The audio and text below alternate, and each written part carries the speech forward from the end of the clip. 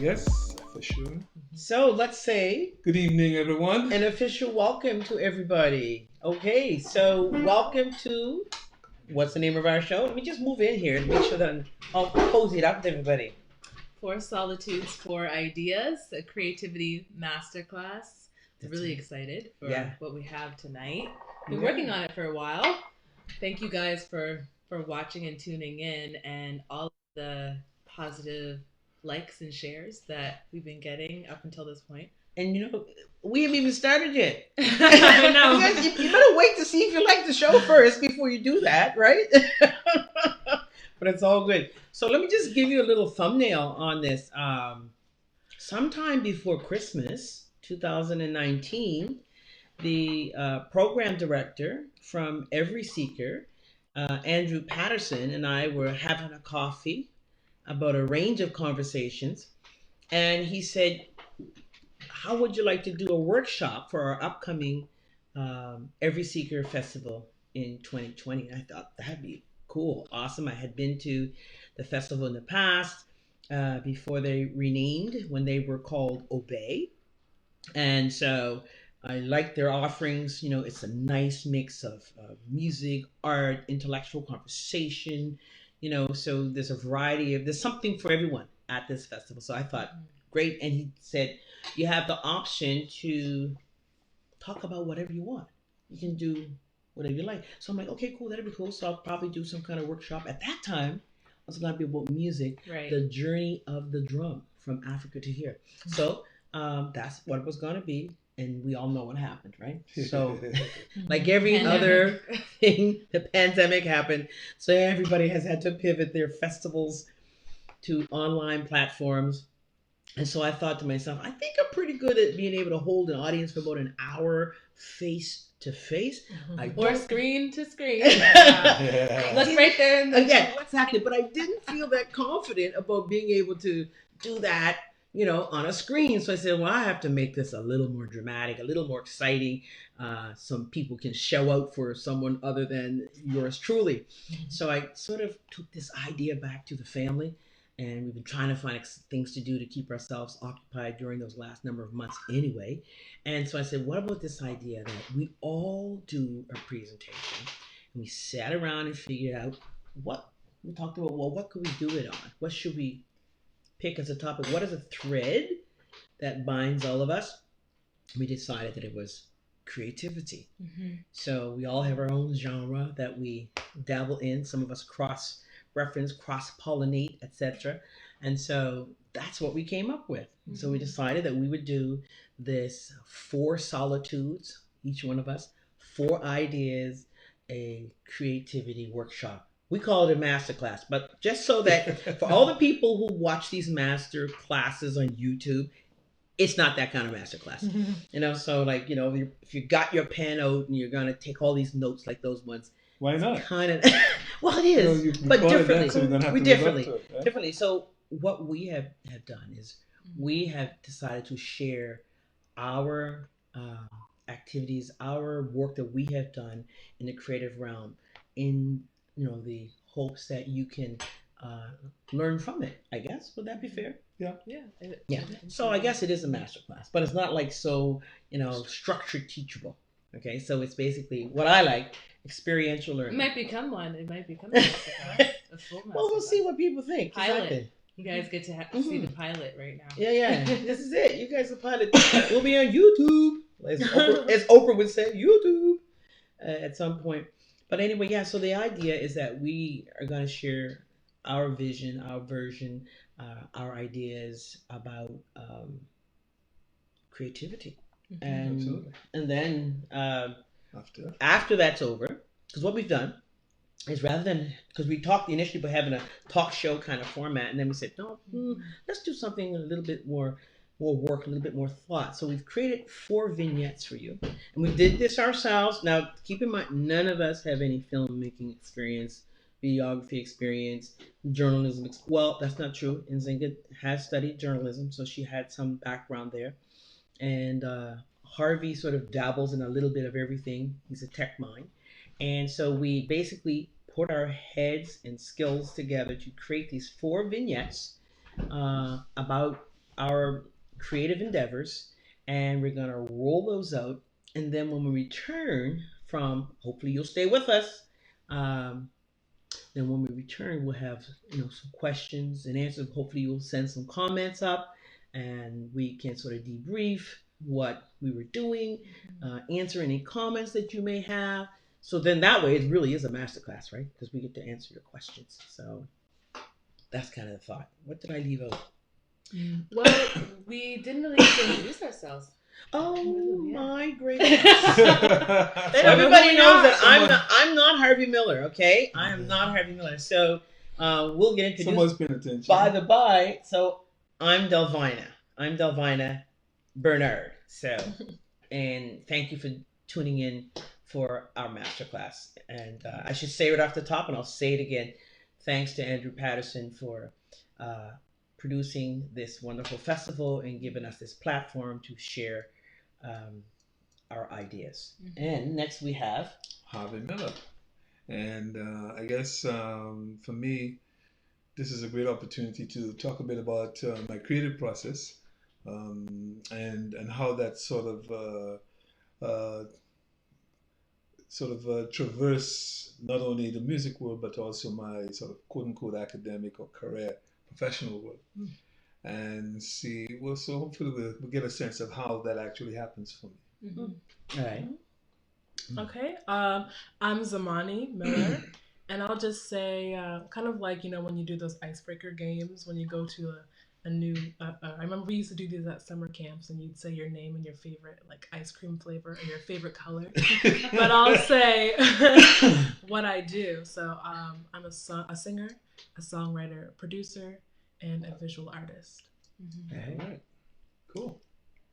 And my name is Nzingha. I was part of the, original idea generating sessions for this project. And I'm really just somebody who loves ideas. And I try to give them life. So when we thought about what we would do as a family for every Secret Fest, I said, what a cool thing to do, especially during a pandemic where a lot of people are stuck at home with their families. What are you to do when, you can't live life the way you're used to and have that freedom or get out of, solitude?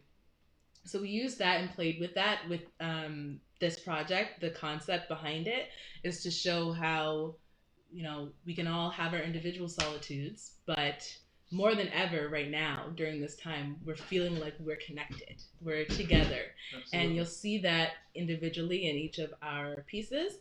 And then we'll get to talk a little bit more about that in the after chat. Yeah. So that's kind of how we're going to do that. And so as soon as Harvi rejoins us, because he's the technology person for us, and I think we'll be able to spin this out and come back and have a chat. All right, cool. Is everybody so ready to go? We're ready to go. We're All ready right. to go.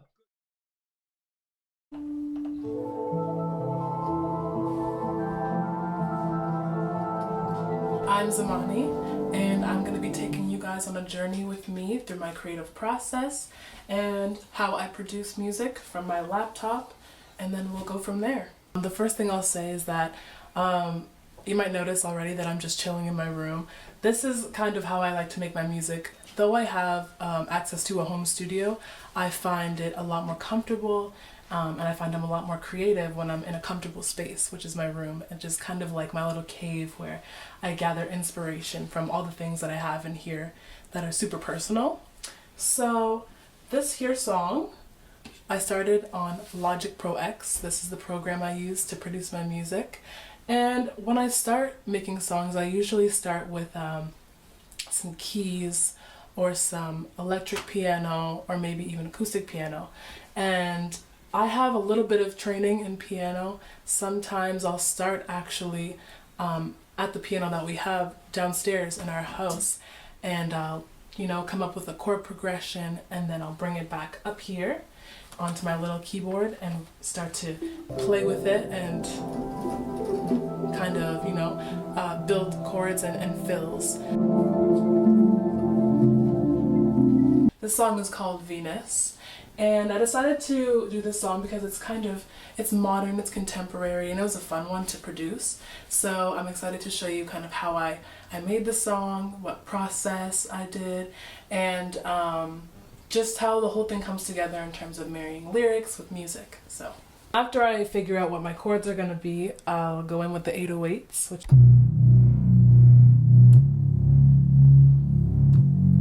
And I like this part because this is when the song starts to get a little bit more depth and it feels more full. I build my own drum kits from sound libraries that I've downloaded from the internet. I'll just go and pick and choose sounds that I like and just compile them into one kit, and then, you know, a little something like this. Let's see.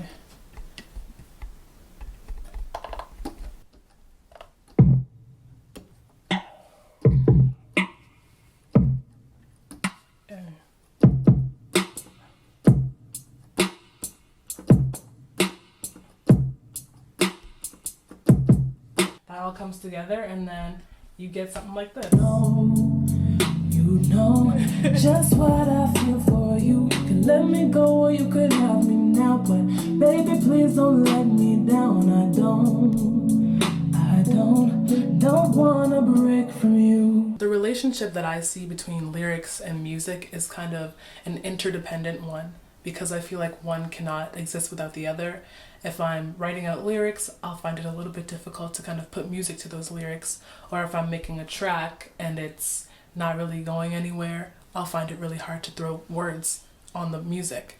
So they need each other in order to actually manifest into anything.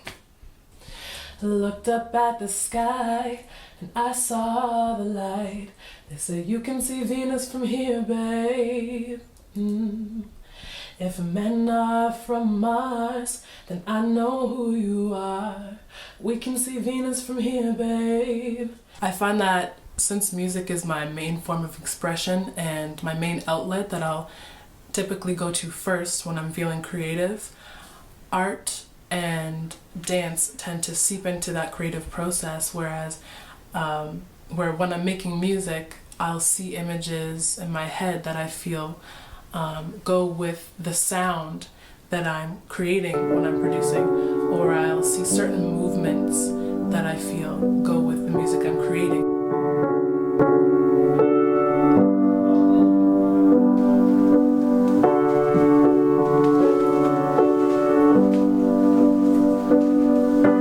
That's how dance and visual arts kind of find their way into my creative process. I create because I think it's important for me to have something concrete to work towards. I personally don't feel like I'm myself when I'm not creating something, so I like to use music, visual arts, and dance to satisfy my desire to create something tangible that I can look back at and say, you know, I did that, and that's something that I can be proud of at the end of the day. You're everything I don't wanna lose. If you walked a meter in my shoes, you know just what I feel for you. You could let me go or you could have me now, but baby, please don't let me down. I don't wanna break from you. It takes everything in me not to fall down to my knees when I see you. Baby, take me to Venus.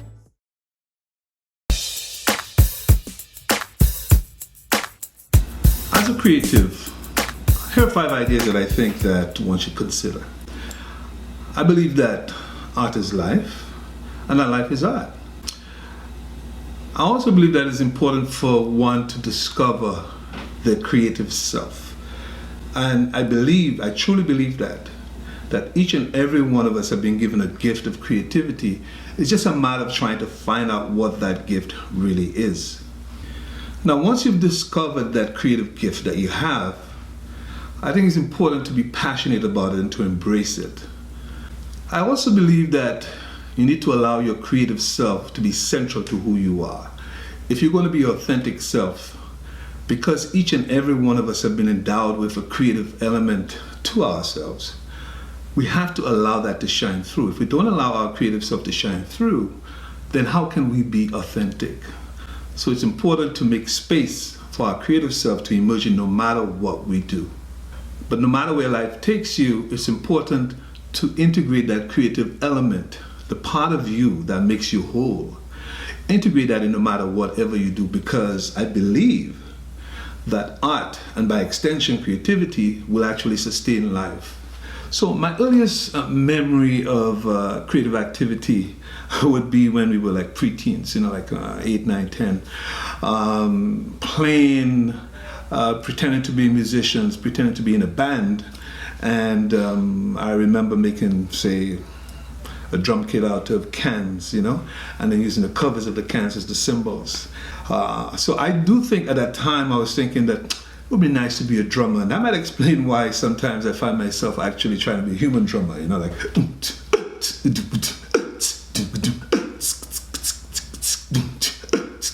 right, that sort of stuff like that. My more formal brush with music would happen at the age of around 15. When I was introduced to jazz by my English teacher. That English teacher was an African American who had moved to St. Lucia, and she decided to bring a jazz trio, a local jazz trio, to the gymnasium to play for us and to explain to us what jazz was all about. Well, the rest is history. I became so moved, so passionate that I wanted to become a jazz musician. So I was hooked, absolutely. I kind of thought that I would want to play piano. But you know that that was not to be. Pianos are not that affordable, certainly when you come from a working class background in a developing economy. I had to pick up an instrument that was much more affordable for me to play, a guitar.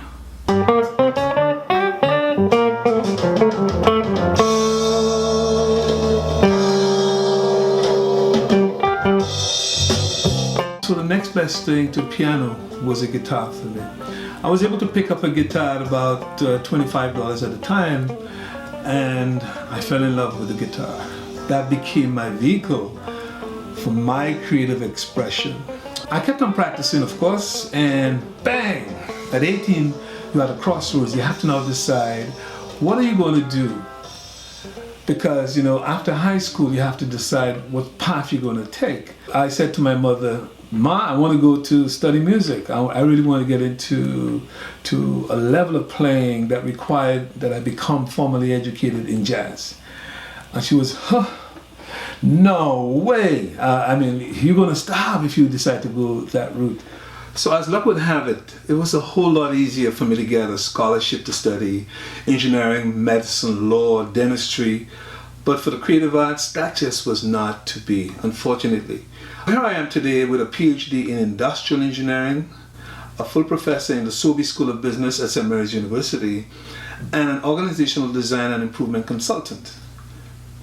Did my music die? Of course not. The wonderful thing about creativity is that it's fluid. It allows you to transect many different disciplines. And while we could talk about the formal domains of the creative arts and so on, we can bring creativity to life in engineering, in medicine, in whatever we decide to do. Teaching is a performance. When you're in front of students, you're on a stage.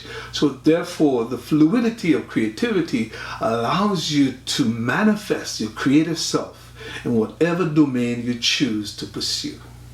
So one of the things that's really interesting about my sort of passion for jazz and my formal career is that jazz provides a wonderful metaphor for leadership practice. When we think about the tenets of jazz, when we think about the critical components that make jazz what it is, we find a wonderful marriage between jazz and leadership. And if we take that leadership and we extrapolate it in the context of, say, solving consulting problems or helping organizations become better, we really see a wonderful opportunity. So jazz have some very important components such as improvisation, active listening, risk-taking, autonomy, harmony, syncopation, excitement. Now when you think about all of these elements, And if we could bring that to bear on any situation, any challenge that we're being faced with, we could find some rather fascinating solutions. Right now we're being faced with a pandemic, COVID-19, and we're trying to find ways in which we're going to find ourselves getting out of that without too much damage, without coming out too scarred. So it requires that we improvise. It requires that we find different ways of doing things. We become innovative. We have to also listen. We have to listen to people. We have to listen to the stakeholders and so on. So active listening becomes really a critical component of that. We have to give autonomy, and when we talk about autonomy, for example, the solutions in one community could be different from the solutions in another. So while we're trying to address this pandemic, autonomy is critical to allow solutions to bubble from the ground up. In the context of jazz, autonomy is when you allow each player to have their role, their magic moment when they get to be creative and to be in charge of what is happening in terms of speaking to the audience. So the fluidity of the creative dimension, the creative space, and bringing that in terms of our world, that is, it is just magical when we get it right. So I have been able to maintain creativity as an essential component of just about everything that I do. And that is what gives me life. And I hope that that can inspire people to think about how they use creativity as a way of manifesting themselves in the world.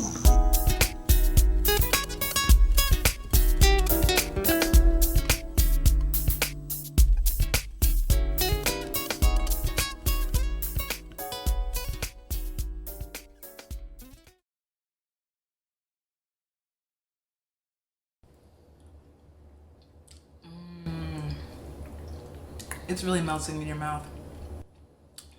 It's the grits. At breakfast time.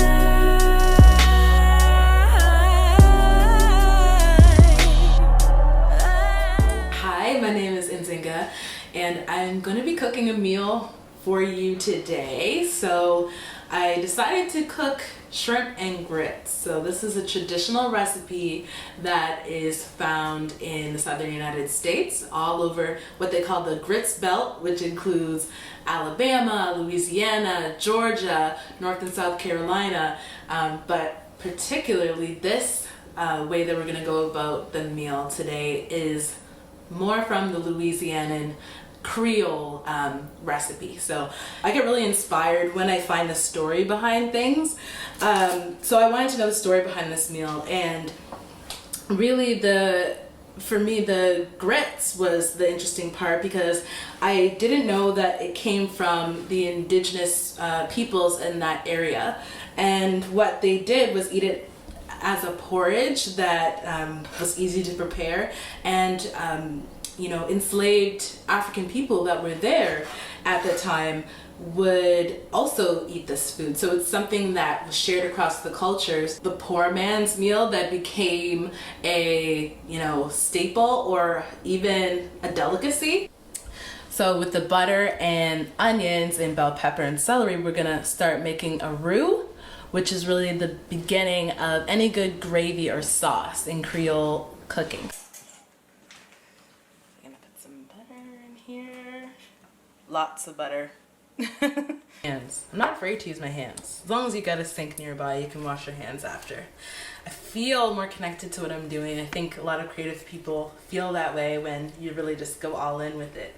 When I decided to do a cookbook, it was really something that friends and family pushed me to do, and I felt a little bit out of my comfort zone because I always cooked just for myself or for family for fun, and now I felt like what I liked to do creatively was being put into a box, and kind of now I had to create deadlines for myself. I had to look at a concept of how would this sell. And that was a challenge, to see my art in a way that how could I make it that other people would want to relate to it. It kind of killed my motivation for a little bit, but I had to find ways to keep nourishing the the spark that started it all, which was I wanted to be healthier.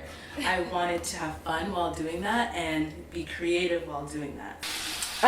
This is my Aunt Linda. So she took care of me when I was young and really passed down a lot of her recipes from my grandmother, great-grandmothers to me. And I keep her in the kitchen with me because she really inspires me to cook.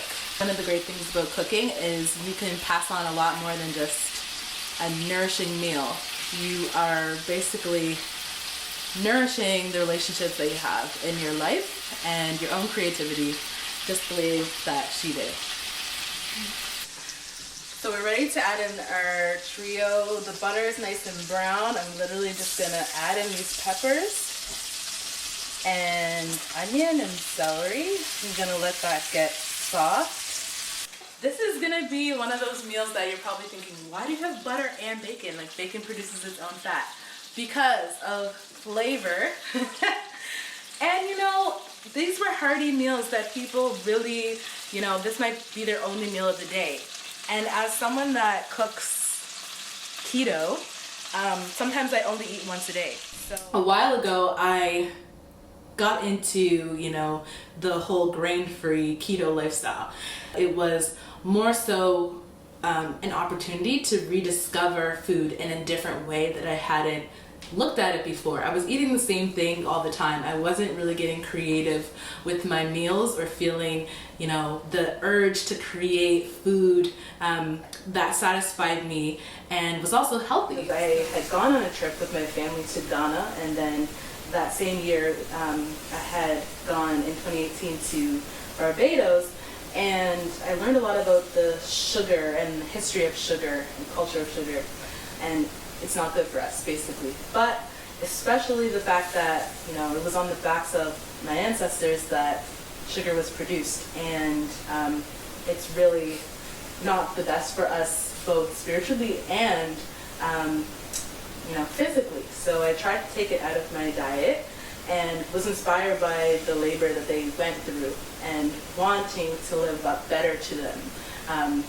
do better to honor my ancestors, and I do that as much as I can every day. I guess what I learned the most through cooking was who I was as a person creatively. I could start with nothing and come up with something at the end. And it was really my first journey into a different side of my culture. My Nova Scotian and Caribbean culture came together in the food that I made. So I've kept that with me and always brought different realities of myself out through my creative pursuits. On my way up, I'm the kitchen. I'ma make it right. I'ma do the dishes. What would you like?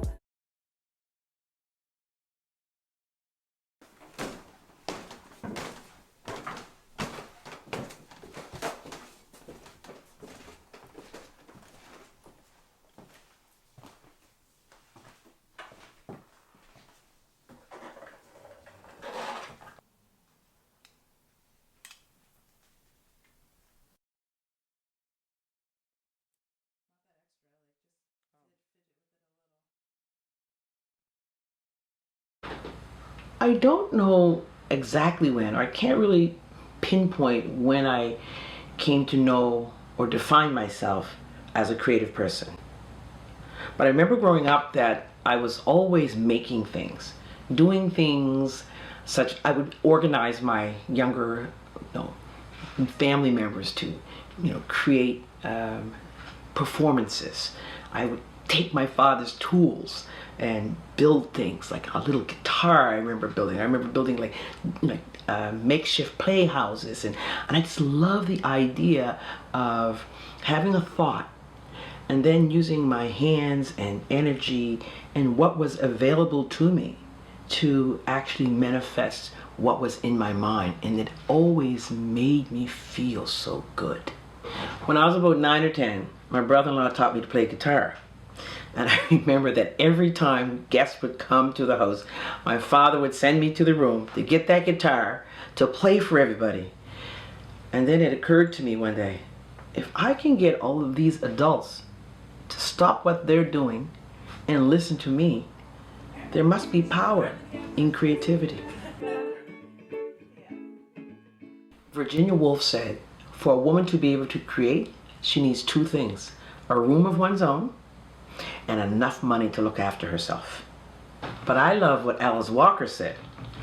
In her famous book, In Search of Our Mother's Gardens, she said the only thing that a person needs to create is the desire to do so. So what Virginia Woolf said made plenty of sense coming from the location of a middle-class white woman. But Alice Walker, being the descendant of enslaved people, she discards that and gives the example of Phyllis Wheatley, the first black published poet who didn't even own her own body. All that being said, I ended up creating a room of my own because as a person who writes, songwriting, also doing work around research about the African experience, I really felt I need a place where I could salt myself away from the daily expectations of domestic life that women are often drawn and pulled toward. But if I have a room of my own, I would give myself permission to be creative.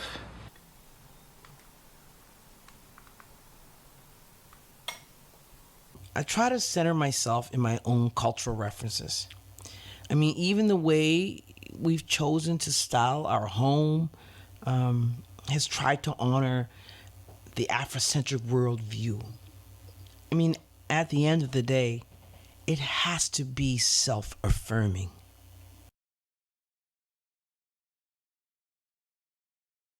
I've even kind of styled our outdoor living space. I mean, to kind of like look and feel like, you know, a tropical, I don't know what, oasis. Kind of imagine myself being in the Caribbean or in a lush garden in Kenya or Tanzania or South Africa or someplace where African people live. Even the way we as Black people choose to style our hair is a statement on our psychological identity.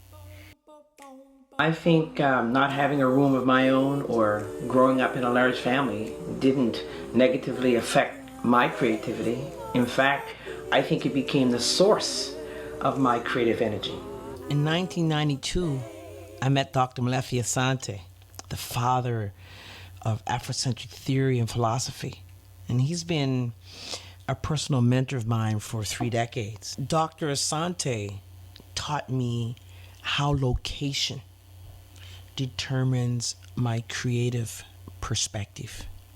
Dr. Asante explained to me that Afrocentricity is about changing your psychological location because slavery psychologically dislocated Black people, took us off our own terms.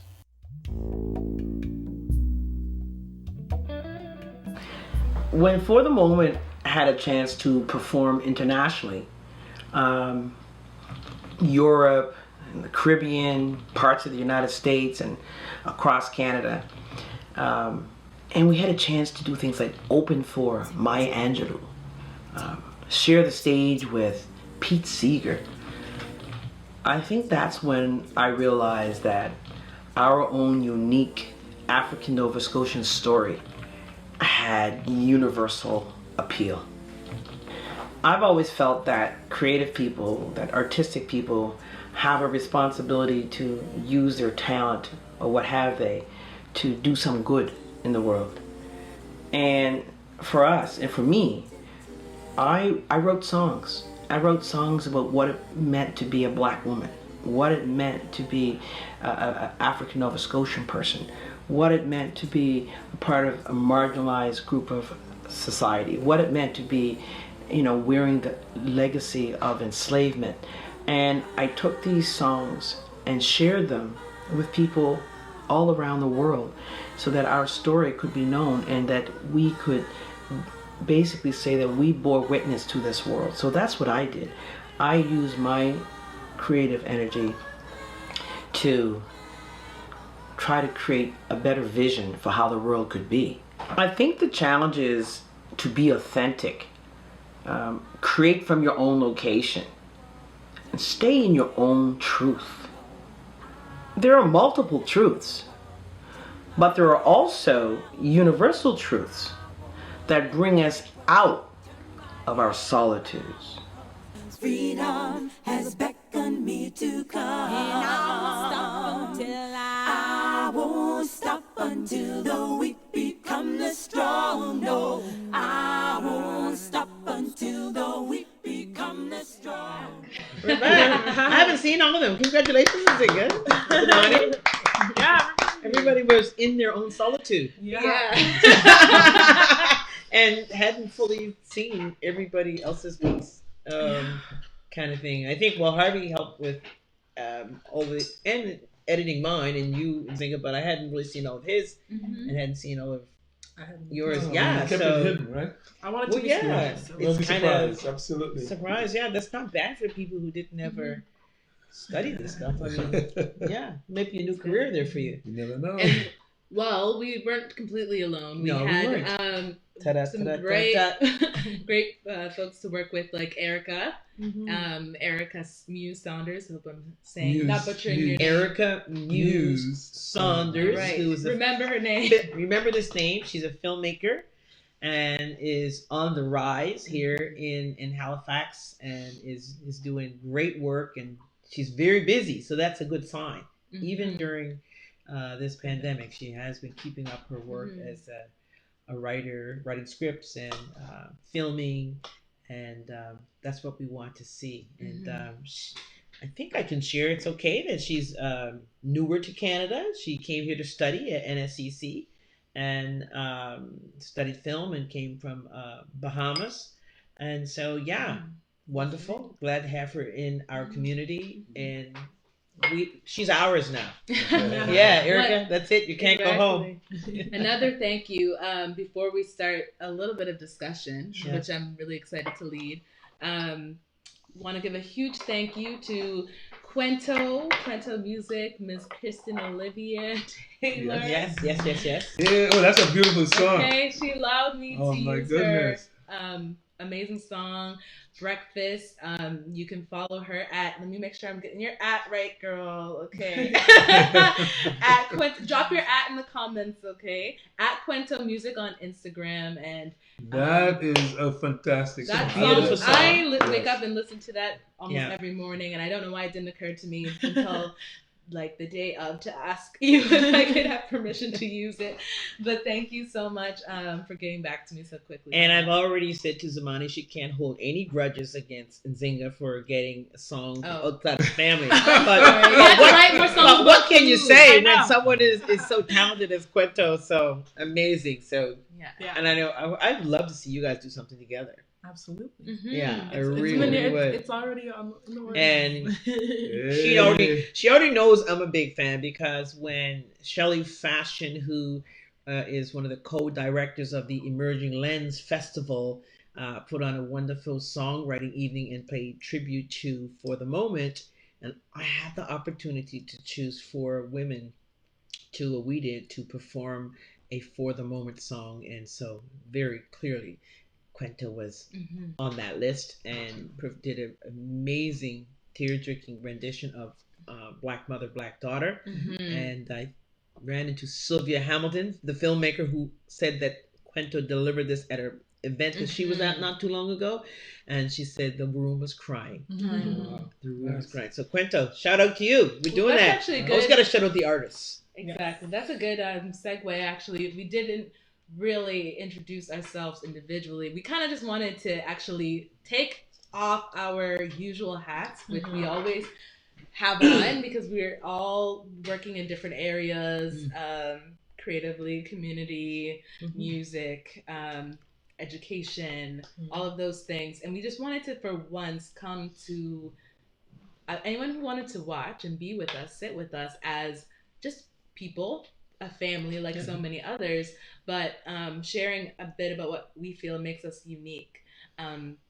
One thing is that I wanted to ask everybody before we, well, actually not ask, but I'll just mention before we kind of just say a little bit about ourselves and what we individually do, is just how much, even though we have our individual work, we really thrive when we work together. We pressure each other a lot. Oh yeah, to get this project done, the fighting was. I almost called 911 on myself. Yeah, the thoughts that were going through my head, I was like, it's not easy. It's not easy working with people that you're close to, let alone family. I mean, that's if anyone's watched the Kardashians, you know how that ends up. Are they creative? They are. I think that it's not easy to do what they do, believe it or not. And still have time to go get fake body parts. That's a lot of work on their part. Well, to each their own.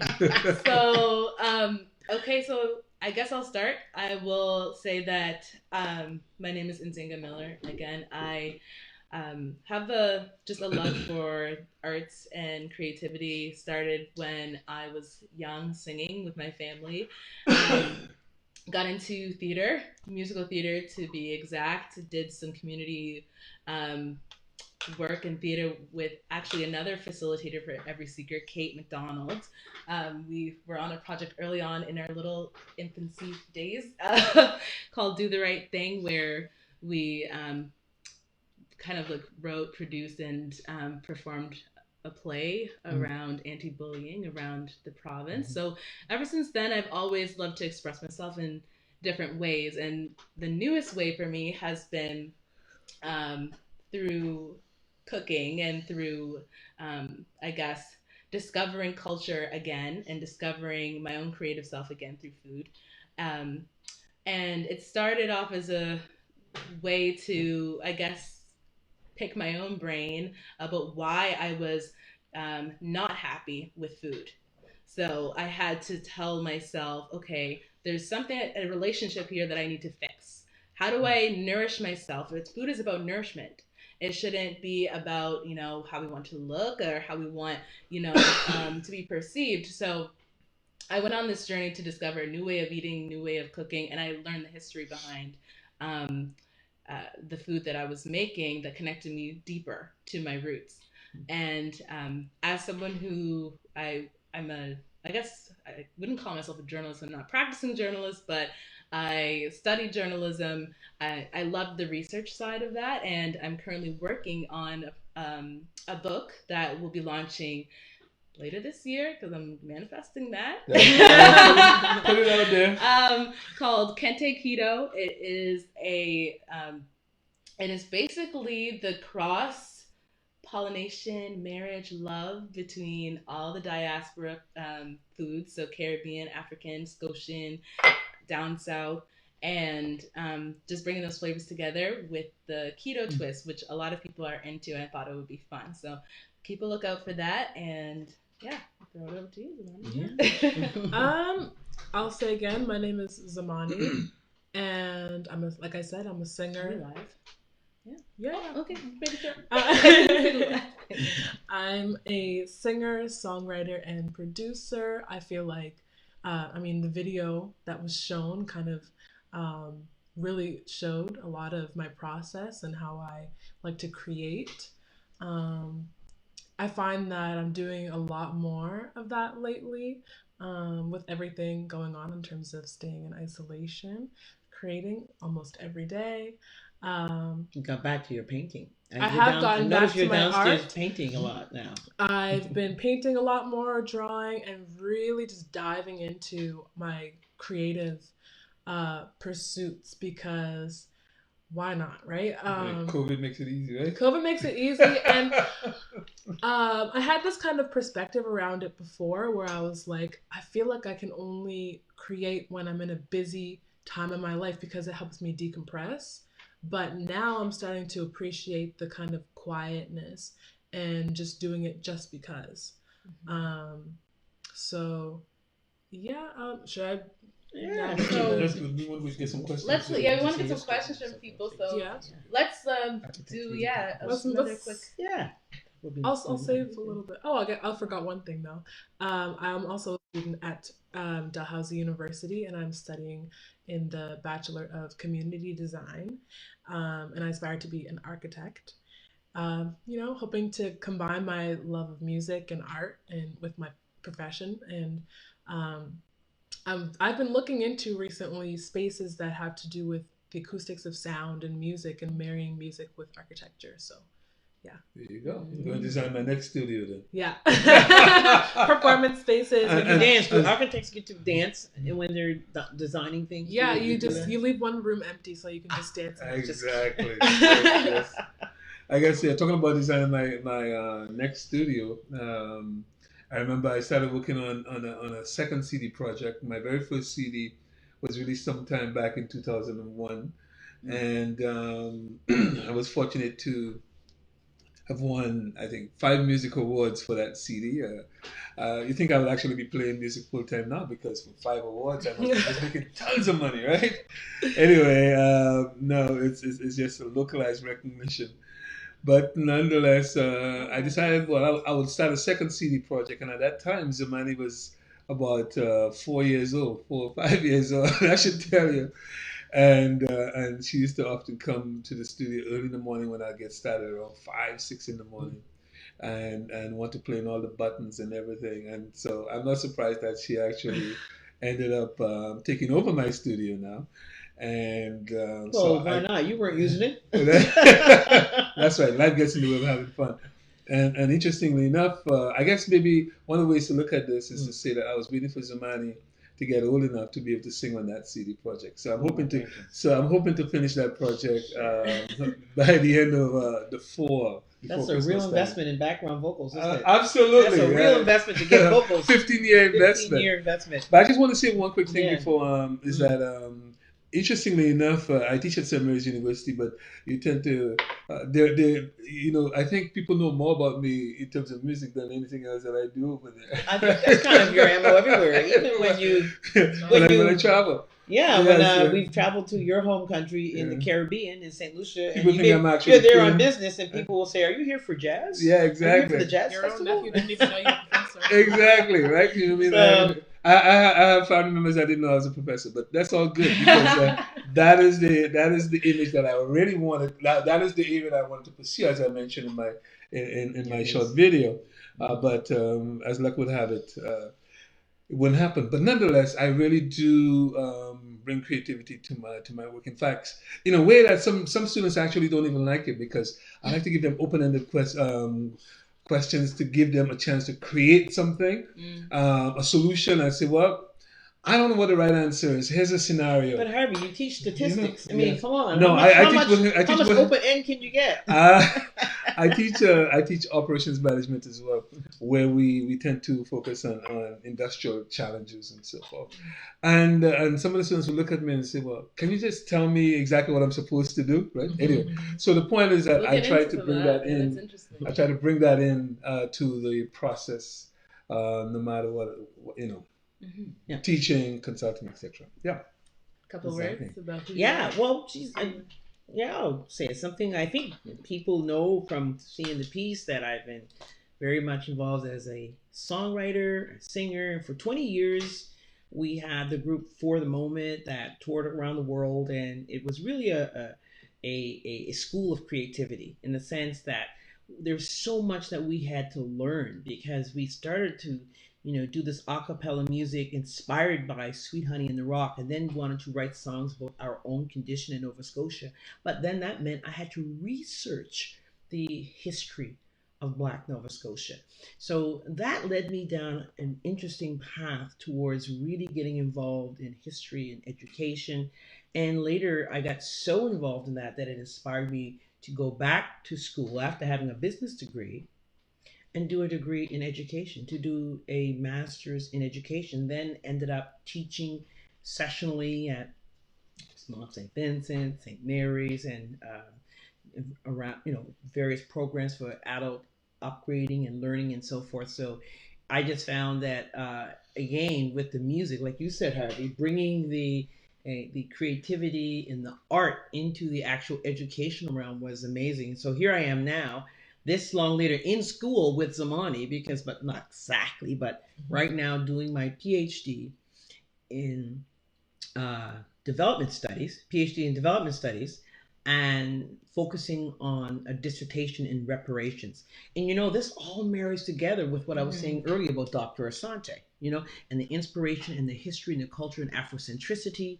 And I'm really actually using an Afrocentric theoretical model in terms of how I am, sort of interrogating this whole question of reparations, because there's a lot of dialogue about reparations. Actually, 4 years ago when I started this, there was hardly anybody doing this, but now the politicians got involved. Yeah. But I'll just say this, is that what is missing for me in terms of the theoretical model that I'm looking at when I hear people talk about reparations is that most people are not talking about it from a Afrocentric perspective and lens, because if resources rain down on African people as payback for enslavement, if you don't have an Afrocentric worldview, you'll spend that money just like Europeans. Interesting. That's what I think. I want to and know. it's bigger than that. It's bigger than it's about restitution. It's about not just about the actual compensation. Yeah.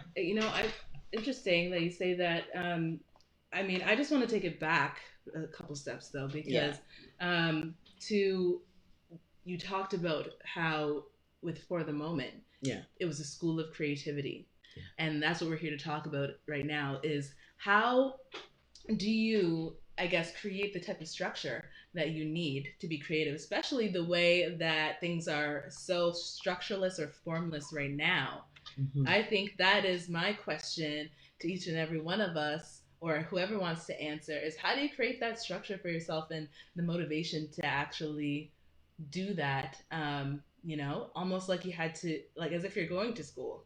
Well, that's the thing that a lot of, you listen, actually, if you look at a lot of these master classes in creativity, in writing or in, music, etc., a lot of times we feel that creative energy just, flows up and out without any hard work behind it. There's a tremendous amount of discipline that has to go into being a creative person and making some very serious choices about how you spend your time, because you have to perfect the craft that you decide is the vehicle for using your creative energy.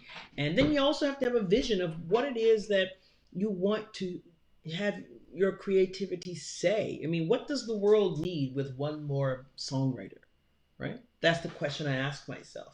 What does the world need? What does the world want with another songwriter? So you have to have an end goal that is not just esoteric creating for creating's sake. It has to have some meaning, some purpose that is going to do something around humanity, social justice, or beauty, or the things that bring joy to the human condition. What's that, Zamani? I was going to say, just even for yourself, if it's your way of therapy and your way of getting your feelings out in a healthy way, So it's fun. How did you feel over the last few months?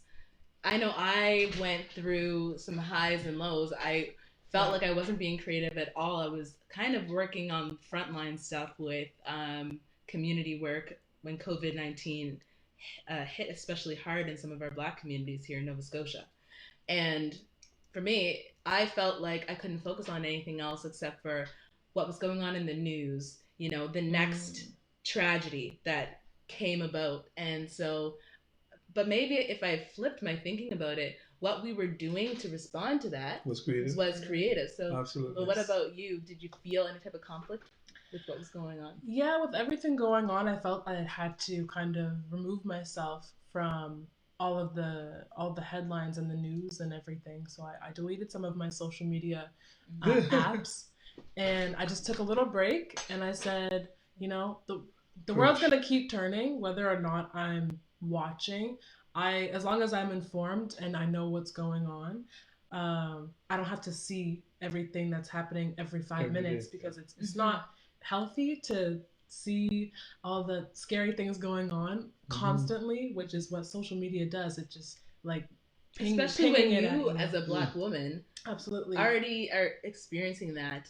Yes, you don't need to kind of have to double that. It's like reading the press clippings of your own, of my own microaggressions and experiences that happen. But I love what you said, and you're one of those men that my father would get me to play guitar for out in the community. He had this very not so unique saying, but he said it all the time. It's like, "Stop the world and let me off." Yeah. Because sometimes the world spins too fast, and so yeah, getting rid of some of the social media so you can focus on creative things. But you've been busy too, though, Zamani. You did a lot of things over the I did. I actually virtual performances. I had a few Facebook Live performances, and I've been collaborating with local and international artists, and we've just been making music. It's been fun because me personally, I'm really shy, and I find it hard to kind of like interact with people who are also like doing in music and stuff. So this is kind of like a really good way for me to kind of get into collaborating on a larger scale than what I've already been doing. And that way, when things kind of go back to normal, I'll be a lot more accustomed to just how collaborating in music works, because I'm still pretty new to it. But I'm feeling like, I'm getting more confident in that area. You know what I would like? I would like. I think we're gonna take some questions now, though. I would just say this about creativity: for the world to, dispense with the belief that creative people are somehow unique or an oddity. The reality is that human beings are all creative. We are just instinctively, intrinsically creative, and what happens is that we get the creativity washed out of us in how we are socialized. And that, if nothing else from this masterclass, if you are around children or anyone, preach that to them, that we all have a creative bend. You just need to find out what it is and nurture it, and it will grow, because we all are instinctively and intrinsically creative.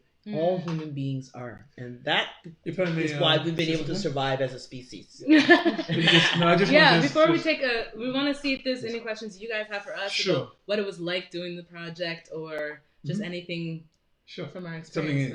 Anything that's interesting. Now, I was just going to say about the point that we not see creativity as something that is really belonging to a particular group of people. Just to affirm that. Also, too, that we must also not see that being mutually exclusive. If we decide to pursue some other avenue that is not predominantly a creative discipline, or we perceive it as a creative discipline, that we don't see it. Because I have so many friends that when we were in high school, we were all learning music at the same time. Right. And then a number of them would say to me, "Man, I wish I hadn't given up my music. I admire the fact that you're still playing and that you just never gave it up." And I couldn't divorce myself from it, because even when I'm sitting, when I was writing algorithms, I would actually sit with a guitar and I would find metaphors. You know that people don't know what algorithms are. Yes, of course. I think people do know what algorithms are. So even the 6 strings on a guitar, for example, could be a metaphor where I might look for 6 pillars to approach a particular problem. Why don't I try 6 different angles? So I think that we shouldn't really see them as being mutually exclusive, but try to, first of all, acknowledge that you must have some creative dimension to yourself, and find ways to bring that to your world of work if you don't happen to be practicing predominantly in a creative domain. So you're echoing the theme about solitudes. Yeah. Creativity doesn't have to be a solitude by yourself. It can be cross-reference other things in your life. Or feel alone to be. Absolutely. Yeah, I agree. I bring my create that to everything I do. That's right. I just want to ask if there's any questions. You guys put them in the comments. We'll keep chatting for a little while longer while we wait for some comments to come in. But I have some questions that I want to direct about the project again. I want to actually ask you guys, what was the greatest challenge for you doing for Solitudes, for Ideas? I'll start. For me, it was just getting out of my head about feeling like I wasn't First time we did this. Yes, it was the first time we've done something like this. And so I was kind of thinking to myself, like, have I said everything that I wanted to say? Am I really giving the full picture of my creative process. Mm-hmm. But that fear, or that, that thought was quickly quieted once I saw it and once we got into the process, because I felt like it happened really organically. Mm-hmm. And I was able to just kind of show rather than tell, which I'm a lot better at. Mm-hmm. And so, yeah, showing my creative process, I think, is a lot easier than I had thought it would be. And yeah. So basically you're saying, like, at some point you had to, I can't sum it up for you, but I'm asking, just kind of like let it go. You had to let it go? Okay. Yeah, at some point and it was more so just like, it wasn't even like I consciously let it go. It just kind of happened, It just all happened, and I felt like I was able to actually get my point across and to be content with what I had said and what I was showed. Yeah. For me, well, what was interesting was, I think when you said to us, here's a template to storyboard your son. I'm like, oh yeah, and you have these boxes to kind of put images in, and I kept drawing stick people. You should have seen mine. You should have went to Zamani to get some art lessons. I know. I kept drawing stick people, and I'm like, well, that's one area that I can't demonstrate any creativity in terms of my drawings. But that was the very first time that I actually had to do that, even though I think in terms of my teaching and so on, you still have to kind of put a coherent story together. So I did, after the first round of it, what I ended up doing was to go into that professorial state, and then I was able to actually come up with a coherent story. In other words, say what is it that I want the audience to know, and that's where I started off with there are 5 things that I want you to know, right? And so that then made it easier for me to then sort of map the sort of storyboard after that. But that was initially the challenge for me, was to kind of figure that.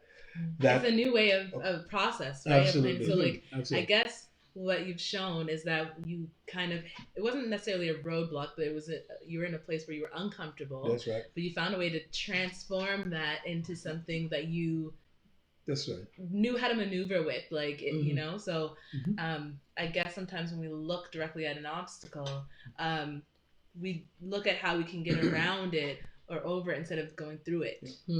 That's right. Or just look at multiple views of it. Multiple views of the same thing. So then a storyboard doesn't have to be writing or That's right. drawing a storyboard out. You storyboarded through basically coming up with these 5 points. That's right. Yeah. That's right. Yeah. Okay. Interesting.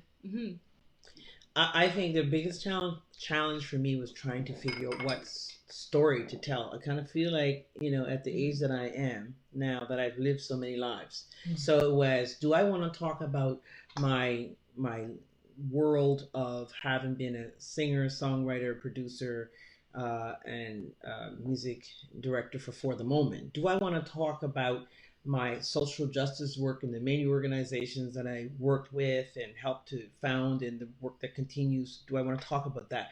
Do I want to talk about my current PhD research in terms of reparations? Do I want to talk about the work I've done in Afrocentricity or continue to embrace?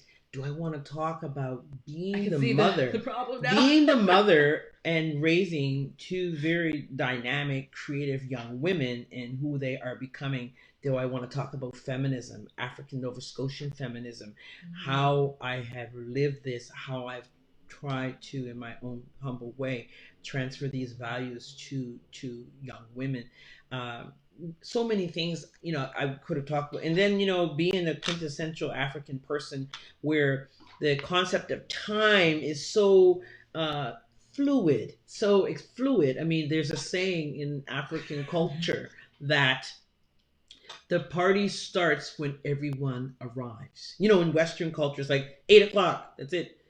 So we are so fluid about time and culture. And so the thing about music, different from other art forms, is that you could write a song, but it's an interactive art form. You're on stage, you're singing to people, and if you catch the vibe from the audience in that call and response, oh my gosh, the song will get longer, or and Sure. longer. We know how that happens. But with film, it's a very finite art. Yeah. So basically, it's all pre-done. Pretty anal, to be honest. Yeah. So basically, you're just told, like, you have to fit this format. You've got 6 minutes. called constrained creativity. Yeah, and so you have to fit everything in that. Like, there are other art forms, like, dance, where you can even like improvise how you're going to do that, or certainly jazz, so it's not as fluid in that context, in terms of, people saying, oh, I think I'm going to make a 4-minute thing, and they say, oh, I'm going to make it 10 minutes. But if you only got so much time on the airwaves, you have to be very precise. And so that precision was a challenge for me to do, because I had so many stories that I wanted to tell, and then I had to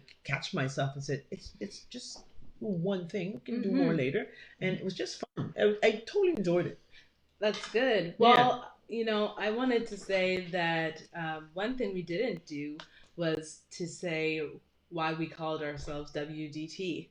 Yeah. Which I think speaks to both the challenges and the positives of working together as a group. So when we were thinking, look, do we want to be called like Bernard Miller Family? We're like, that's a little too, Obvious. too obvious, exactly. So, Yeah. We have this nickname for ourselves, coined by yours. I don't know who coined it, but it came from this. Hold that up. Hold it is, up. it is. So it's a lovely journal, and it says plans for world domination. Your world. So we always say we'd like to be in charge of our own world. We'd like to be the CEO of our own world, just not wanting to, always having to answer to external expectations. And so I think that all of us being creative people, that we feel that world we can certainly dominate. And so we want to put it's a kind of a statement that we want to put our best effort into our creative passion and love. So it's World Domination Team, WDT. Not the kind of colonial imperialist kind of domination, but dominating our own private secret world of the art. A good question, I guess, would be, I'm kind of curious. I mean, I know that they have some creative people in the audience, but just how people manifest their creativity. If people wanted to share some of that in the comments, would be good. So you're asking people to let us know how they create. Absolutely, yes. Can you, let us know. Because these comments will stay up, and then people can go back and share and look at others. Also, if you are a creative, if you are an artist or anything like that, drop your @ in the comments so that people who will go back and watch this can connect with you. Absolutely. We just want to keep cross-pollinating and growing, I guess, our networks. And keep that's the same energy. And I'm also kind of curious as to whether people find themselves with the sort of the dilemma around, because we say that art is so rewarding spiritually, right? Yet it's not as rewarding in some cases financially.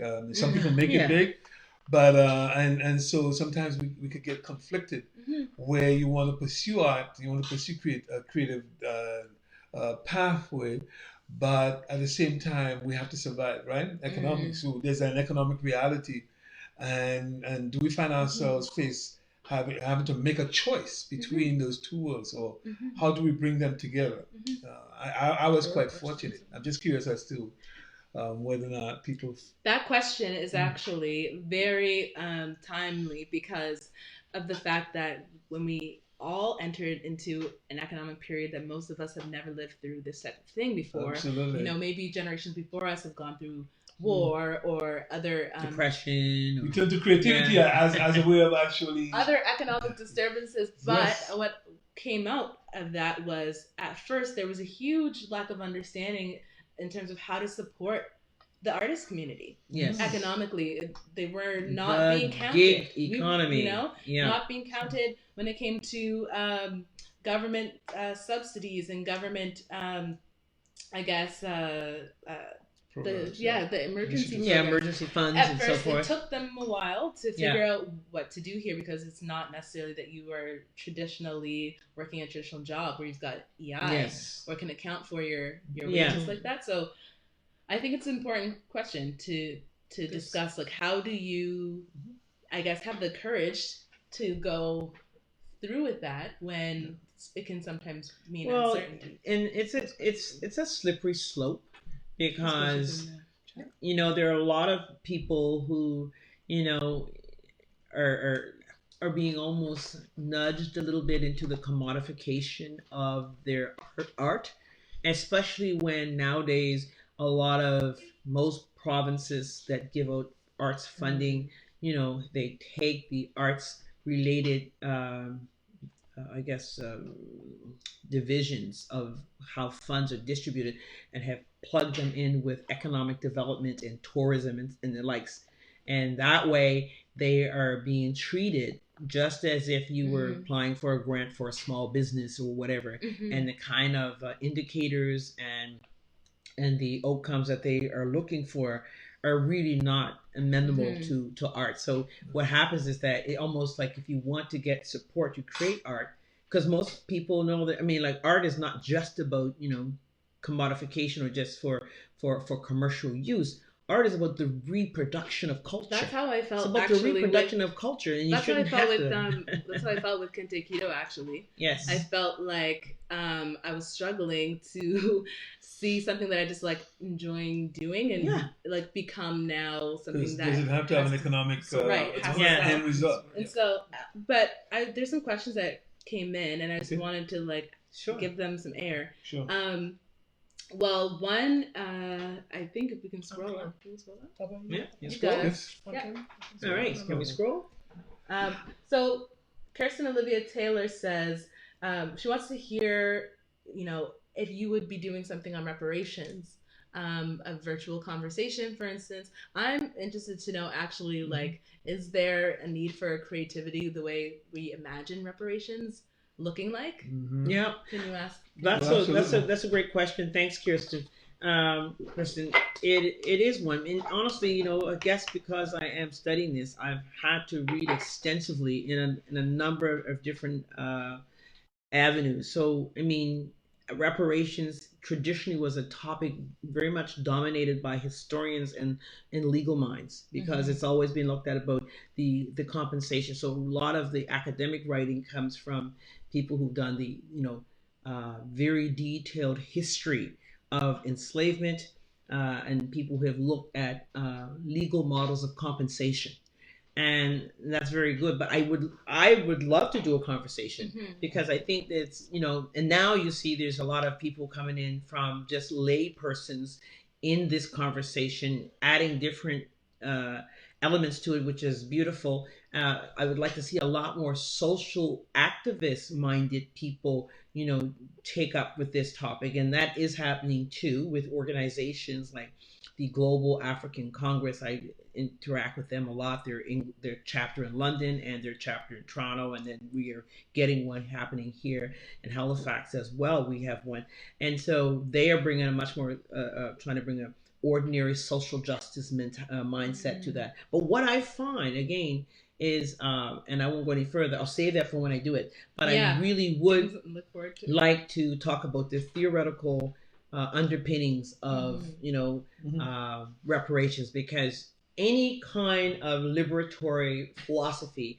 has to have something that you believe in, a theoretical underpinning, philosophy of guidance. Otherwise we can't get on the page to changing things. And this may be the last time in my lifetime that I would see such a significant movement for that kind of change. I mean, I was a kid in the 1960s when we really were hopeful about all the things that would happen. And when I look at the history of the places like the Caribbean, and they're all the movement towards independence, and the African nations towards independence, and everyone felt that once they got independence that they would get their liberation.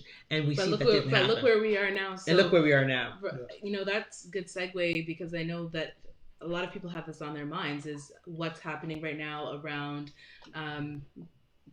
just the movement for Black Lives, which has been ongoing since our arrival here in North America.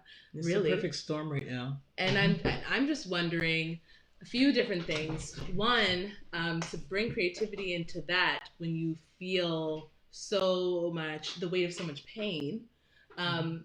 It still takes creativity, though, to think of how to reach people. Yeah. How are we able to, change minds?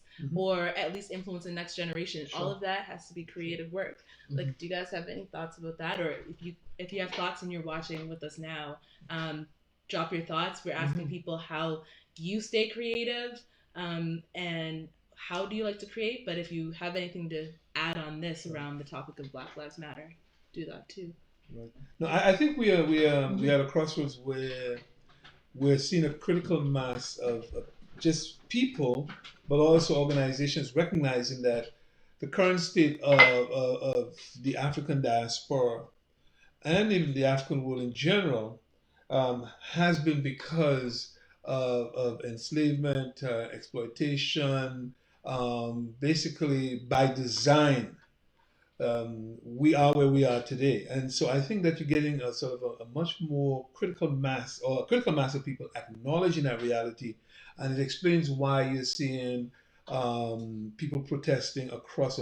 I don't think it's just a matter of just what has happened to George Floyd. I think that was a lightning rod.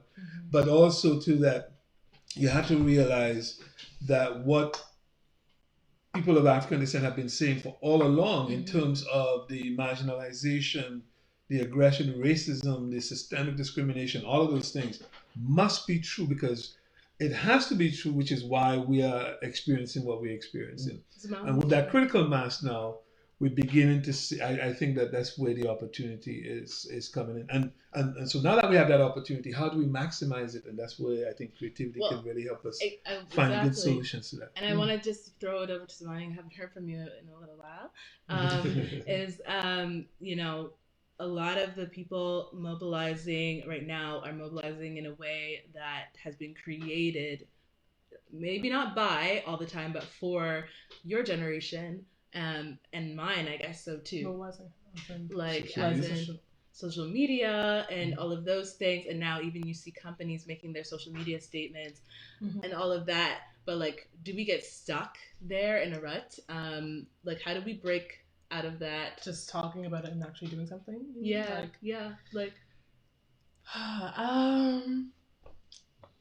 Man, that's a hard one. But you're the generation that has to answer it. For instance, you talked to me. How do we move from consuming? You told me to action, actually, right? that you told me that there was someone that wanted to make a song with you about what's going on.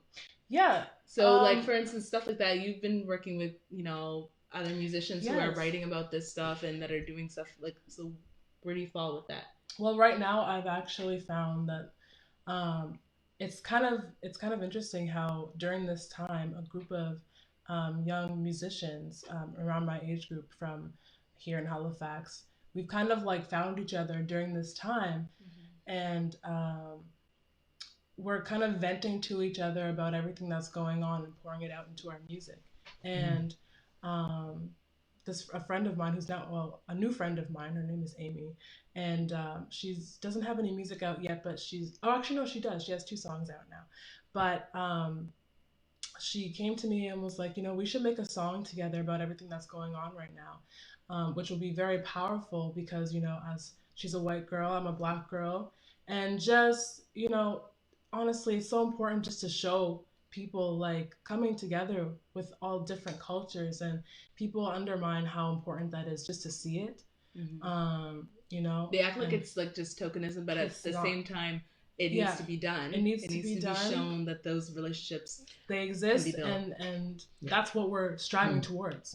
So I've never been more excited about young people than I am right now. I mean, like, having, you know, in relation with you guys as 2 young women in my life, you know, I do get a bird's eye view sometimes when I talk to people who don't have young people in their life that are a sort of a pulse and gauge of what's happening.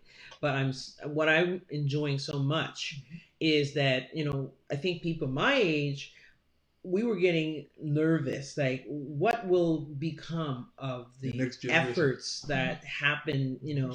And not only that, so it was like, when will the people my age, you know, please start leading from behind? We got so comfortable with coming from, I'm on the tail end, not quite a baby boomer, but like, so no picking on baby boomers, we're not doing that.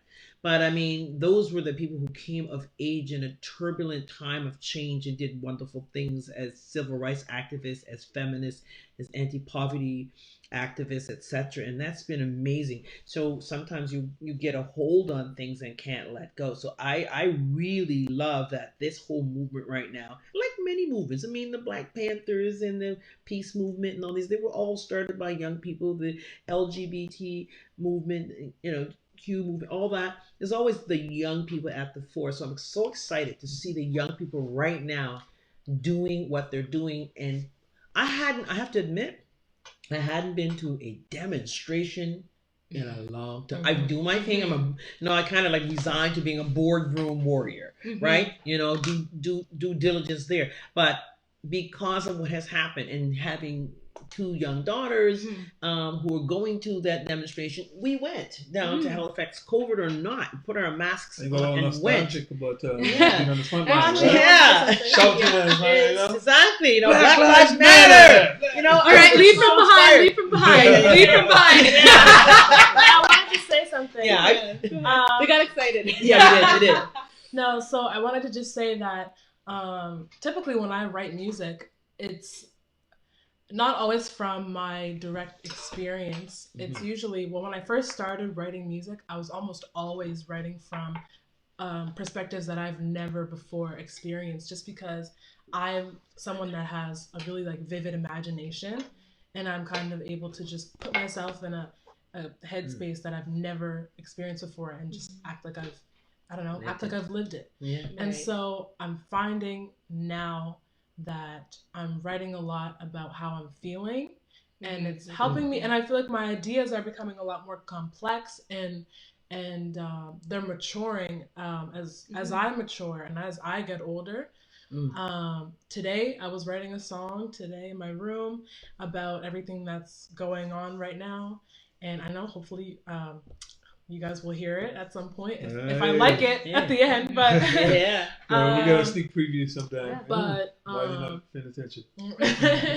But I'm just finding that I'm really starting to be able to turn my thoughts into music, and not just my thoughts, because that's what I was already doing, but turn my experiences and what I'm seeing around me into music, which was something that I struggled to do before, and which is why I found myself using like escapism and like jumping into these alternate scenarios in my head to make music. So can I say this without embarrassing you? Depends on what you're gonna say. Well, there's people say be careful what names you give people, right?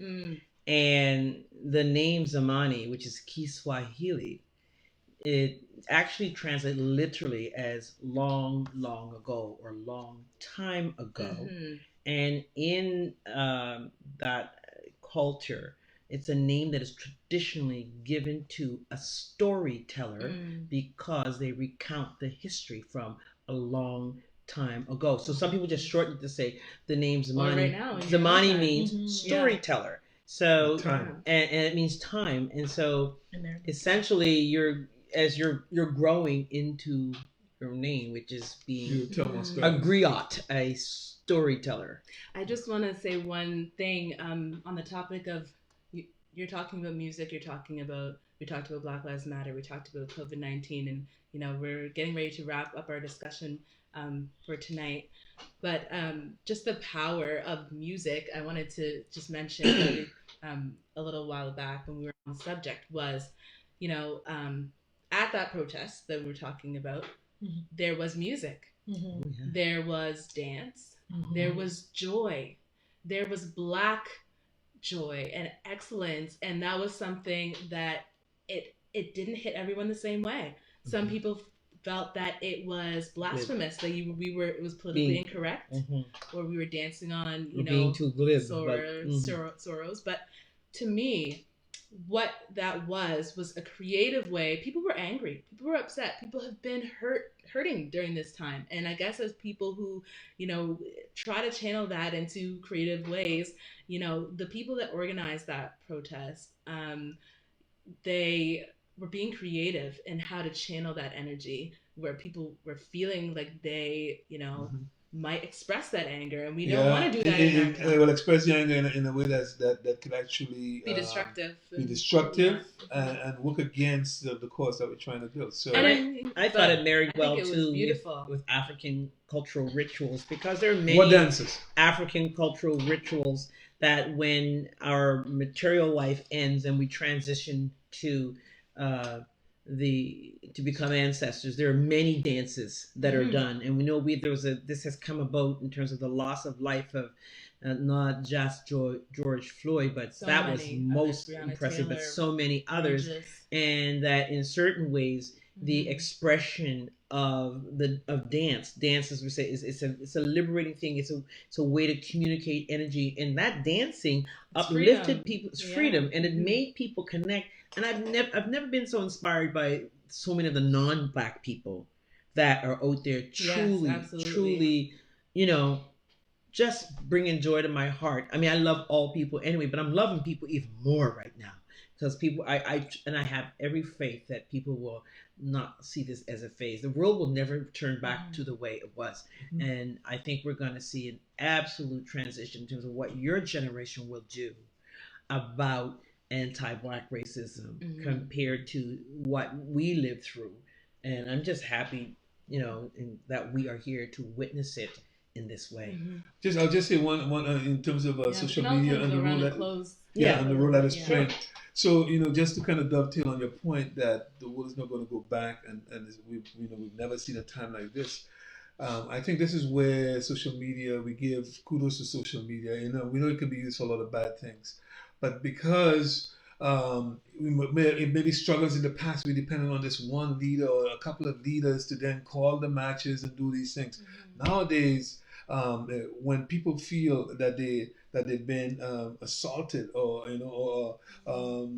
or they have a particular issue that they want to address, the average person could actually create awareness around that by creating a short video and sharing it, and then if people certainly feel passionate about that issue, it could get spread. It doesn't have to come from the so-called leaders, because everybody now, in other words, leadership, democratization. That's right. Leadership has become devolved, and so now everyone decentralized. Absolutely, everyone now have the capability to kind of spur a movement. And so given that it's so much easier to spread the word, so much easier to mobilize people.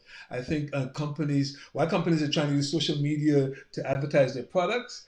People are using social media to chant them down if they're advertise their ideas. Absolutely. And so therefore people have to come correct. And I think we're seeing now a critical, I think we're seeing enough energy now being created in that space that is causing a change. And Harvi, not only that, as the young people would say, we've got receipts. Yes. When I say receipts, I mean that you've got the evidence, and the reason why we're able to do that is because when you try to do these things now, it's not just you saying I have a body cam, but it wasn't on. You've got people in the streets. Oh yeah. And they said, we've got the receipts right here in this iPhone of what you did. That's and right. the citizen journalism. And a lot of cops now, I mean, have been caught. So we're at a place right now where there's just so much opportunity to be creative in terms of how we respond to what the social justice issues, all of those things. So that's a really great point to make. Yeah. All right. Yeah, Zamani, do you have anything you want to closing with? Yeah. Do you want to start? Oh no! They already said. Everyone already said. Thank you very much. No, I'll just say, this was a lovely discussion. I think, even though we came in here to kind of share what we already know, I feel like I've learned just in sharing my perspective. I will say, when is it? On the 11th. July, which is next week. Yes, that is right. July 11th. That's right. Check that out. Performance for the ECMAs that's East Coast Music Awards. ECMAs. Yes. Our local Grammys for those people who are not our Maritime or Grammys. That's right. Who are not from the Maritimes. Exactly. Performance that I did with my sister and my cousin Amaria. So if you guys want to, stay. It's the gala show. Yes. It's the gala show, the main show. keep a lookout for that. And that's on CBC television. On CBC July television. 11th at 8 p.m. Yeah. Which is She knows all the information. CBC She's the television. momager. She is the momager. Yeah. And Zamani's nominated for the African Canadian Artist of the Year. The Bucky Adams. It's called Bucky Adams Memorial. Yeah. That's right. Yeah, same award. So Big long name. before I say a few closings, there's a couple last things that came in on the chat. One was our projects individually. I think this person knows us a little closely, so they want to. She's pressuring us. They want to put the fire under our feet to ask when our projects are slated to come out. Zamani, a full album. Harvi, your next CD. My book. Yes. Mina, your reparations PhD thesis. Yes, That's quite loaded, don't you think? Yeah.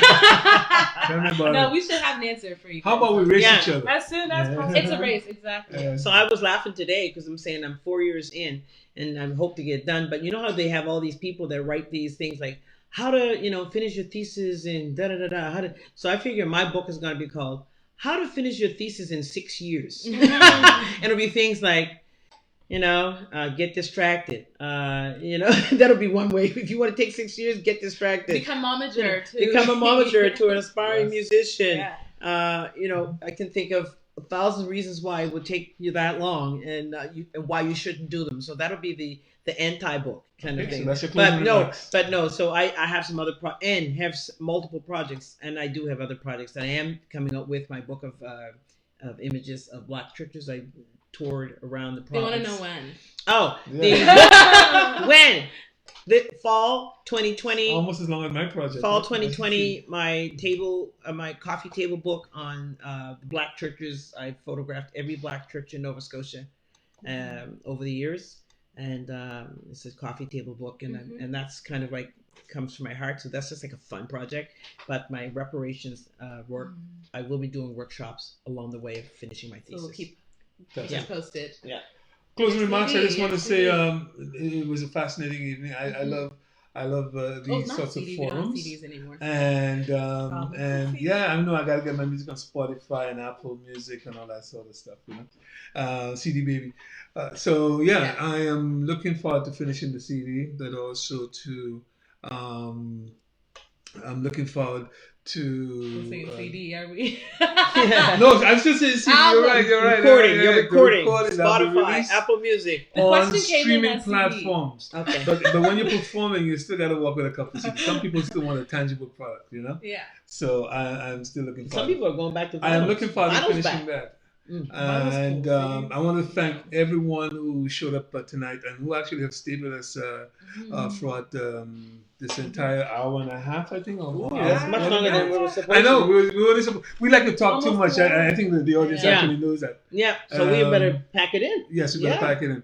So So thank you very much, everyone, for tuning in. And this will be posted on YouTube as well as I believe the video will stay up on Every Seeker's Facebook page. So if you want to share it with anybody, you can certainly share the link. But we will be taking that. So thank you, Andrew Yes. Patterson from Every I Seeker. still have to answer. Zamani has an And answer, Zamani and has I an have an answer. Oh, I am so sorry. Yeah, don't worry. We'll wrap it up. We'll wrap it up for you guys. I don't know. For me, I guess I want to start releasing singles pretty soon, actually, this summer, because I just feel like I'm waiting for no reason. Like, for what, right? So as soon as I have a song that I feel happy with, I'm just gonna start putting them out. And I actually have I have a lot of songs that are like on the back burner, but Let them go. They don't belong. it's time to exactly. It's time. I guess what I have to do is just say, you know what? I can always make more. These ones will have their lifetime. Put them out. Let people hear them, and then that's just how music is. You just have to do it and not be afraid. Release. For me, my plan is to release an ebook for Kente Keto on. Oh, sorry, we're still chatting. We're still live. You're not a very quiet whisperer. So my book Kente Keto will be out in an ebook format by fall 2020, and I want to do a limited edition hard copy for the winter, so before December. So For African Heritage Month. Before that, I would hope. And so you're going to get more than recipes. It's also going to be some reflection and what I've learned and what I've researched a lot about, just where we get our concepts from around food and Why health. we like sugar so much? Why do we love sugar so much? Why Neurotransmitters. we literally had to cut that cane ourselves. But yeah, so looking forward to that with you guys. There was the last question was from Kristen and was about books to recommend. I'm going to actually say that I am going to be working with the Afrocentric Learning Institute to publish a book list for the summer that, anyone who's interested in reading on reparations, on Black creatives, on anything to learn more about Black life. And so that's one option if you're looking for books. That list will be out in the next week. And it's going to be a running list. Find it? Yeah. Where to find it? It'll be on the Facebook page of the Afrocentric Learning Institute. Afrocentric. We'll just drop the @ in the comments. I'll give one. I will give one suggestion, which is I started reading All About Love by Bell Hooks. That's a good book. And I think that with everything going on right now, and will go on, it's not going to change much. It's going to change, but we're always going to be going through things.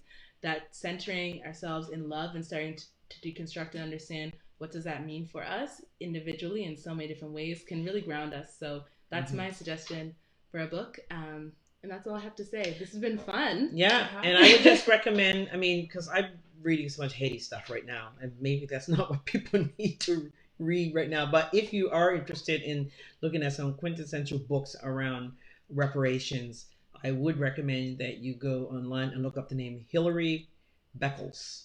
Hilary Beckles. He's from Barbados, and he wrote an amazing book that has really set off this whole new revolution around reparations globally with the work that he has done in the Caribbean and in the Caribbean Reparations Commission.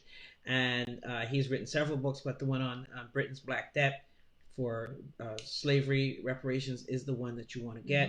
You can get it on Amazon. And also you can just go on YouTube and listen to some of his lectures or read some of his papers. So if you're looking for reparations, and also the really good one by Ta-Nehisi Coates. Well, I think you have so many suggestions. You should start posting those on your Instagram. So this is a great way for us to just sign off by giving you guys our Instagram information. So as I'm listing off, you can just type that in the comments. So I'm at Nzingha Millar, and I also have at Kente_Keto, which will both appear in the comments. Zamani? My Instagram, actually all my social media pages are at Zamani Folade, and I'll spell that ZAMANIFOLADE. Those are on everything. Yep. At Delvina Bernard. That's right. Yep. So spell that out for us. DELVINABERNARD. Sounds like you have to figure out how to spell your own name. Yeah, that's some days I don't know it. I'm just teasing. And me? Yeah. I hardly do Instagram and Twitter. I mean, I have accounts, but if you search at Harvi Millar with HARVI MILLAR, you will find me. Yes. Yeah. So we thank you for staying with us. Yeah, we really appreciate it. Again, thank you to every seeker. Thank you to Erica Muse. And thanks to all of you for staying tuned. And I can't wait to go see the rest of the comments because I really couldn't see them that far away with my bad eyes. Thanks for all the love, the promotion, and thank you. We'll see you guys. Absolutely. See you again. Thank you. All right. Stay safe. Stay safe. Social distance. Oh no, we didn't need that. Thank you, Dr. String. Yeah. Dr. String. Good night. Good night.